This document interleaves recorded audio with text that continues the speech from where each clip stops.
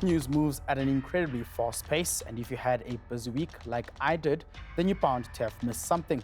Welcome to Week in One. I'm Pule Letshwiti-Jones. Let me bring you up to speed with a few of this week's top stories.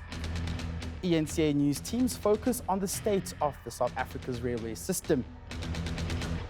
Police top brass come under fire at a crime imbizo in Farntown in Johannesburg South following mass shootings in that area. Over decades, our decaying railway network system has been crippled by corruption, crime, and misguided policies.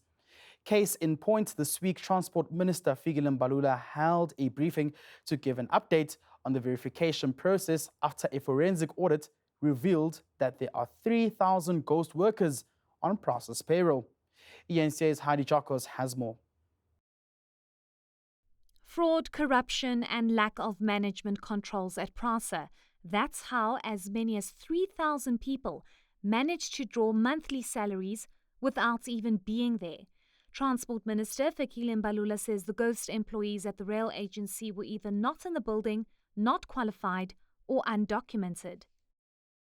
The investigation flagged 2,143 employees who were then grouped according to the following categories. 1. Possible ghost employees who could not be physically verified. 2. Employees masquerading as somebody else, thus possible identity theft. 3. Fraudulent qualifications submitted. 4. Employees with serious criminal offenses. The preliminary investigation revealed that 1,480 employees either cannot be physically verified and their files or documentation are non-existent. It's not clear what pay levels these ghost employees were on. Preliminary investigations show mid-level, and since the discovery of this fraudulent act, Prasa's wage bill has now decreased by 200 million rand. The day I announced the operation, 1,000 disappeared on the system. Just that day, they were gone, meaning, I don't want to be discovered, gone. Prasa has also been battling vandalism of its infrastructure, especially in Cape Town, where squatters have built over rail lines. Mbalula says he's in talks with the President and the Minister of Defence to possibly deploy the SANDF. Heidi Jokos in Johannesburg. Police are once again under scrutiny for failing to attend to crime on time. Members of the Farntown community in Johannesburg have criticized police for what they call a reactive rather than proactive approach to crime fighting. The police's top brass led an imbizo in the area to address their crime concerns. 2 weeks ago, a mass shooting took place in this area and 7 people died and 4 others were injured. ENCA's Mangoba Mchunu reports. Annandale is under the siege of drugs like never before. The police are doing nothing, absolutely nothing about it. Another South African community fed up with crime, venting their anger at police. They accuse Annandale police of failing to keep them safe. Our people are suffering. Every day there's gunshots going off like nobody's business. You phone the police station, they say, no van available. Iwilas farm kuyafiwa akunalanga la mahala asazi kufa abantu abangaphi ngevikeli 1 siyacelile mobile police station kwathiwa i-approved sacela i-visibility yamaphoyisa kwathiwa izoba khona until today asibone nephoyisa eli-1. The imbizo comes just 2 weeks after a mass shooting in the area.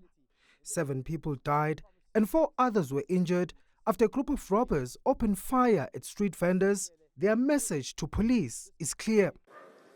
This whole show that you put up here to bring the new vans to the area, it's not going to work if you do not give intervention to our Annandale police in terms of procure the right officers for the right job.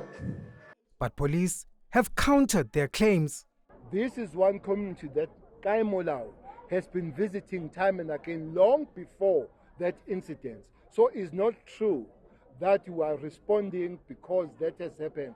We have been working with this community even after that. We had to escalate after that has happened, after I've visited this community, after they've put some issues for us to correct, exactly we are bringing the report back as they demanded.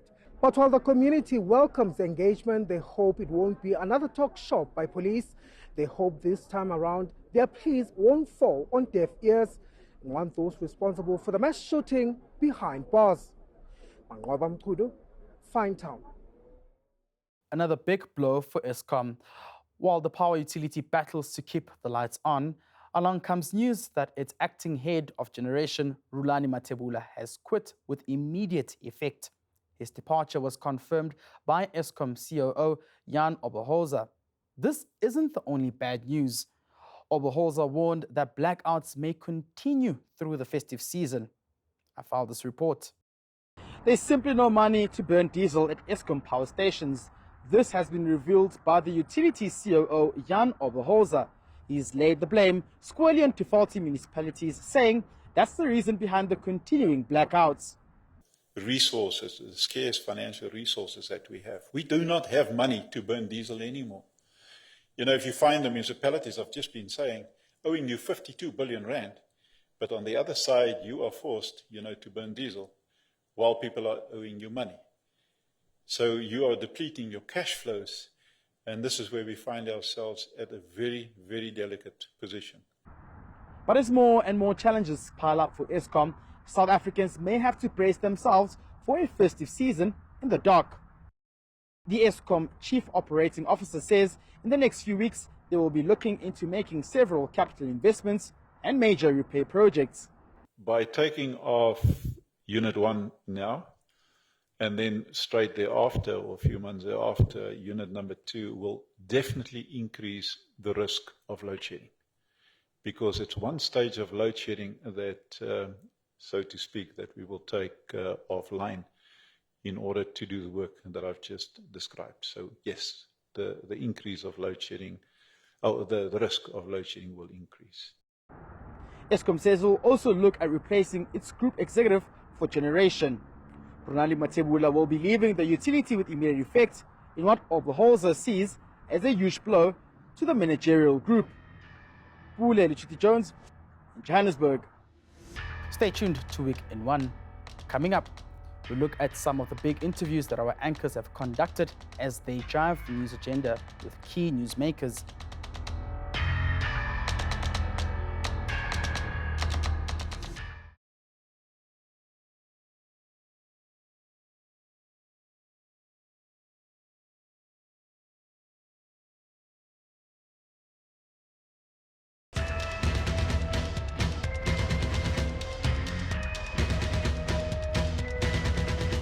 Welcome back to Week in One. We kicked off the news week with a special focus on the state of the country's ailing railway system. Well, it is no secret that vandalism, arson, and cable theft have become the hallmark of South Africa's once impressive railway network. This has had a major impact on the economy as well as the movement of the people.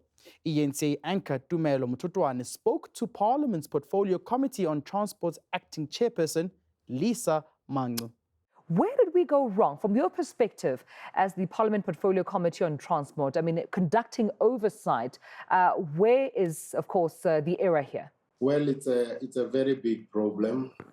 Firstly, I think it's a structural alignment problem. What do I mean by that? As a Portfolio Committee on Transport, our main responsibility is passenger rail transport, in other words, Prasa. Now, your Transnet freight, which your business editor has eloquently presented now, falls within the stable of Transnet, which is under Department of Public Enterprises. However, as a Portfolio Committee on Transport, it's something that concerns us. And as I said, the possible misalignment in that a portion of the rail network doesn't fall under Prasa or doesn't fall under Transnet. So there's a shared model in terms of usage of rail network. But to what extent has also corruption contributed to where our railway networks are currently, in your opinion? We don't have the hard facts But if you look a cursory overview at what the Zondo Commission said, especially when it relates to Prasa, there is a lot that really is pointing towards corruption and the hollowing of the entity in terms of the right skills, the right people, and the actual decisions being taken to procure one service or the other. So yes, one cannot put a percentage as to what percentage that would relate to, but certainly one can never run away. Corruption has played a major role in what we find ourselves in today. It's been more than 2 years since top cop Charles Kinnear was gunned down outside his Bishop Lavis home. At the time, he was investigating highly sensitive gang activities and gun running. To this day, there are no answers and no convictions. ENCA anchor Sally Badet spoke to the chair of Parliament's Police Portfolio Committee, Tina Joman-Peterson. How frustrated are you personally that more headway has not been made in this case? The killing of Colonel Charles Kinnear was rather horrendous and unfortunate. The committee has been seized with this matter since he was killed. We've been determined to get to the bottom of the cause of his killing. The IPID report was referred to the Western Cape Director of Public Prosecutions in 2021. The DPP Western Cape found that there was no evidence of wrongdoing and that there was nothing that suggested that there was any attempt to defeat the ends of justice. The DPP concluded that because there was no evidence, there would be no proceedings to have any criminal proceedings, and that was rather unfortunate. The committee has requested that IPID applies to the National Director of Public Prosecutions to review the findings of the Western Cape DPP.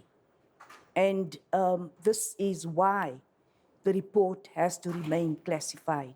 My understanding is that initially it wasn't classified and it was widely circulated. So anyone who really wanted to see it would have been able to.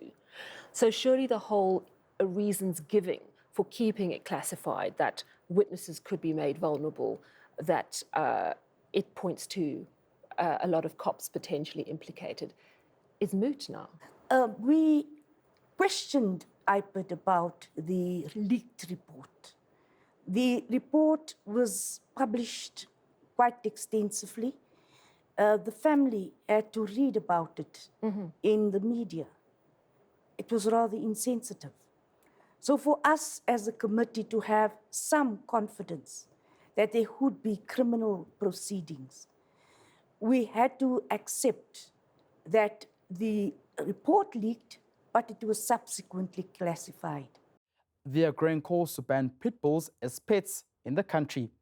A petition by the Sizwe Kupelo Foundation has gathered over 20,000 signatures in support of this. There's been various incidents where the dogs are reported to have mauled young children to death. The Federation do not agree with any breed ban. Statistics have shown that in countries across the world where breed bans have been in place, that really does not work. It does not curb the problem, and it does not stamp out the root cause of the problem. The root cause of the problem, apart from bad breeding, is irresponsible ownership. It's like my colleague said here, if you own a power breed dog, you have to be very vigilant.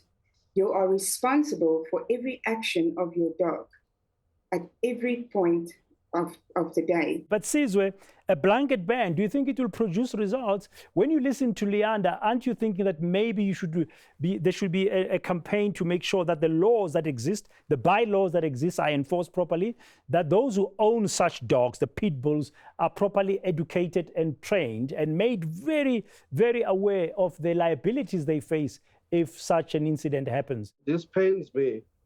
As we continue with this debate, we're losing lives. We started this campaign 2 months ago. Today, as we talk to you, and it's an innocent life a little boy is lying in a mortuary. We don't know if this afternoon or this evening we're going to lose another life.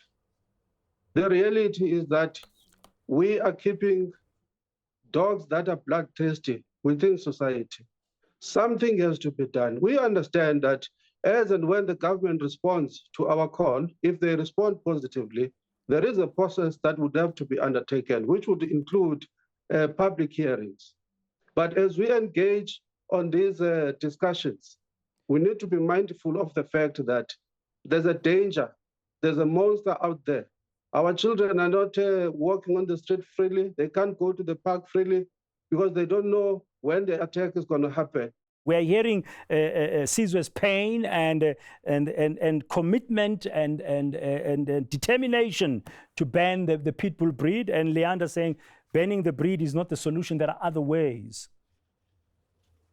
Look, I think everyone's agreed there is no place for dangerous and vicious dogs in our society. That's it. There is no reason for them to be there. They should not be there. Vicious animals need to be removed from society. The mechanisms exist at law to do that, and civil mechanisms exist to hold people accountable.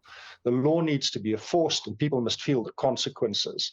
Then we can eliminate this problem of animals that kill and maim human beings. It should not happen. The mechanisms are there. We just need to apply them. Stay tuned to Week in One. And coming up, startling revelations emerged during the Senzo Meyiwa murder trial.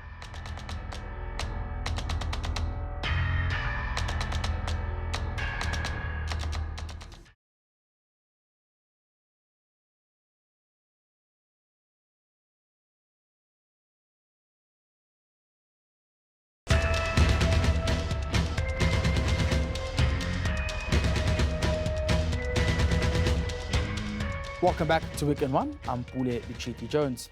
Now, Tumelo Madlala admits he didn't see who shot Senzo Meyiwa. Madlala was in the house when the soccer star was killed in an alleged Bosch robbery in 2014. He was cross-examined by advocate Zandile Mshololo, who represents accused number 5. According to Madlala, 2 intruders entered the house. One of them had a gun. ENCA's Slindelo Masikane was in court. Advocate Zandile Mshololo has questioned Tumelo Madlala's loyalty to Senzo Meyiwa. You ceased to be a friend to the deceased immediately after he was shot. You were a friend when he was still alive. Ukuthi uyekile kuba umngani wakhe umufi ngesikhathi aqeda ukudutshulwa. Lo umngani wakhe uthembekile ngesikhathi esaphila. uPaula uthini ngalokho? Lokho kwamanga lokho bengithi mhlambe njobe kachaza ekuqaleni ukuthi uyabuza ngiyaphendula if akusho indlela abona ngayo yini mina ngikhuluma ngakona lokho akushoyo. That is a lie. Actually, the way you are putting it, I thought that it's a question, maybe I will answer it, but the way you are putting it, that's your own speculation. Judge Chifiwa Maumela also wanted to know why Madlala would not share the money he received from the Netflix documentary with the Meyiwa family. But is Senzo's child not your child as an African? Ingane kaSenzo akusingane yakho masibheka indlela yethu yesAfrika. Iyafana nayo nengane yami. Yes, it's the same as my child. Yes. And yesterday you told us that you have a number of children that you support. Would Senzo's child not fall among those for whom you are responsible? That's correct. Mshololo says evidence collected at the crime scene is questionable. The DNA results that came for that head said that head belonged to a female person. Through this, and we pointed out that we'll call a DNA expert to come and explain that. And this question is not correct because that is not the profile that was found on the head. We therefore request, my Lord, that the question should not be allowed. Yes. Sorry, my Lord, I did not get there is no profile. The results were that it belongs to a female person, my lord. My lord, we, as I explained, we've been through this. We explained that the question that has been put, that there was a profile of a female person, is not correct. Cross-examination continues on Thursday. Slinda Lomasigani, Pretoria. Now, angry Mfuleni residents have vowed to reconnect the electricity cables following an operation by the City of Cape Town to disconnect illegal connections. The city's Energy Portfolio Committee says it won't back down as it's losing millions annually due to cable theft and lack of maintenance. While the operation has been welcomed by affected residents in Mfuleni, others fear that this will result in further tensions. Nobesuthi-Jones reports. Sizawuphinda siziqhome ezi ntambo namhlanje. Nakayazi loo nto leyo City of Cape Town. Ndingumandlakazi ndihlala apha. Bantwana babhala ii-exams bazawuayina ngantoni, bazawutya ngantoni. Usifeyilishile nonsense City of Cape Town.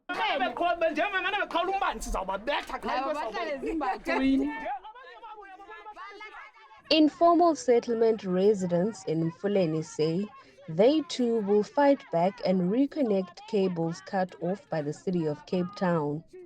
Earlier this year, some parts of Mfuleni went without power for several weeks due to illegal connections. City authorities marked the area as one of the hotspots for such connections. On Wednesday morning, officials took to the streets one by one, chopping off illegal connections and even fighting some residents who tried to recover their cables.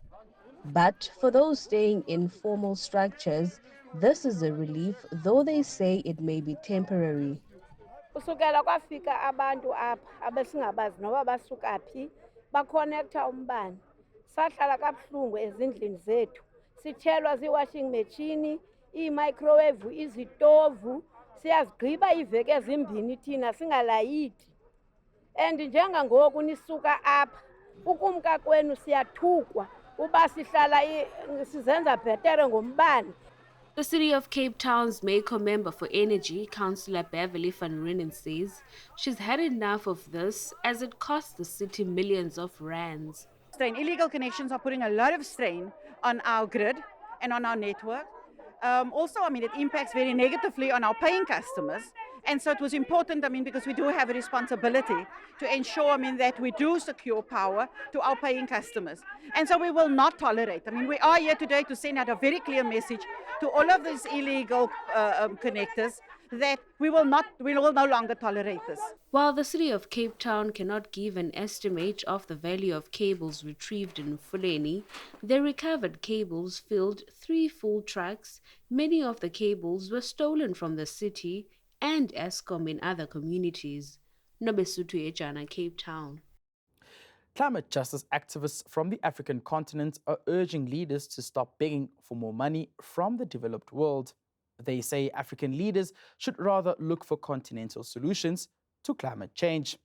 ENCA senior reporter Siphamandla Koke has the story. Enough with never-ending talks, save the planet now. So say climate justice activists and protesters at COP27. We are burning. The global north, you should be demanding from them to pay their climate reparation and their debts. The time to act is now. The years are not going to wait. The climate is not going to keep getting colder or colder. It's going to get warmer if you keep postponing the action for tomorrow. Until you take action, we are all going to burn together, African leaders. KwaZulu-Natal is already facing the deadly and devastating impact of climate change. A crippling drought and devastating floods have hit the province, resulting in catastrophic loss of life, livelihoods, livestock, crops, and property. We need to emphasize on green energy. We need to build in a way that is resilient, and that resilience will help us going forward.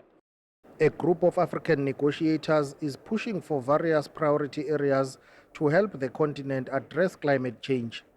Number one priority for Africa is recognition of special circumstances and needs of Africa. We are hoping to achieve that. Secondly is this whole issue of access to finance, which is why we are talking about reforms of the MDBs. So if we see signals to that, that would be positive. We are hoping that we would have moved the needle on the issue of financing for loss and damage. And lastly, the issue of adaptation. We want to see actual program of action on adaptation. This week is crucial for COP27 as countries run out of time to produce a positive outcome and implement previously agreed upon deals on fighting the climate crisis. Siphamandla Goge, Egypt. And that brings to an end this week's edition. From myself and the Week in One team, have a fantastic weekend, and if you're traveling, stay safe.